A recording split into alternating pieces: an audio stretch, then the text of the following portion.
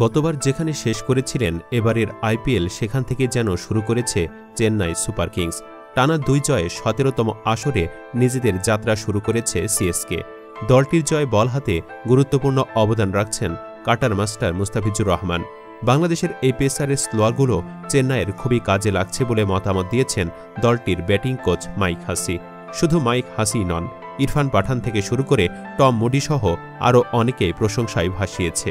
জানিয়েছে ধোনির সংস্পর্শে বদলে গিয়েছে ফিজ, সুযোগ পেলে হতে পারেন টুর্নামেন্ট সেরা বোলারও।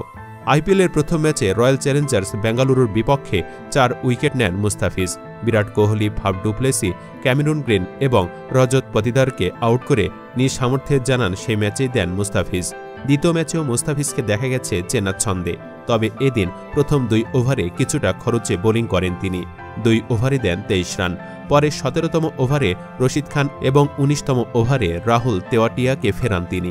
২ ম্যাচে ৬ উইকেট নিয়ে ফিজি চলতি আসরের সর্বোচ্চ উইকেট শিকারী, সেরার মুকুট তার মাথায়। এমন ম্যাচের পর হাসি বলেন, আমাদের পুরো ফোকাসটা এখন ডেথ বোলিংয়ে।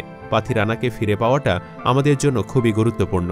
আমার মনে হয় মুস্তাফিজের ক্ষেত্রেও ব্যাপারটা একই। প্রথম ২ ম্যাচে সে তার কাজটা করে দিয়েছে। বাঁহাতি পেসার হিসেবে সে আমাদের দারুণ একটা অপশন।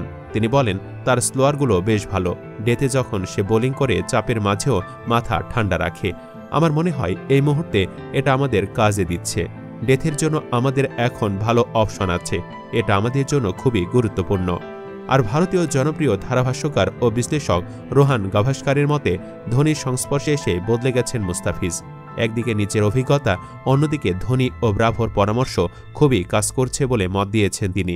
সাবেক কিউই পেসার মিচেল ম্যাকলেগহান বলেছেন, ফিজি এখন পর্যন্ত টুর্নামেন্টের সেরা বোলার। পাথিরানারও খুব গতিময় বোলিং করেছে, তাতে আপাতত থিকসানার সুযোগ নেই বলেও মনে করেন তিনি। তার মতে ফিজ ও পাথিরানা দুজনেই সামনের ম্যাচগুলোতেও একাদশে থাকবে। মুম্বাই ফিজের সাথে জুটি বেঁধে আইপিএল মাতানো এই পেসারের সাথে আবার একমত পোষণ করেছেন ইরফান পাঠানও। তার মতে ফিজ ও পাথিরানা দুজনকে না খেলালে বিপদে পড়তে পারে চেন্নাই, কারণ তাদের দেশীয় পেসাররা খুব একটা ইকোনমিক্যাল না।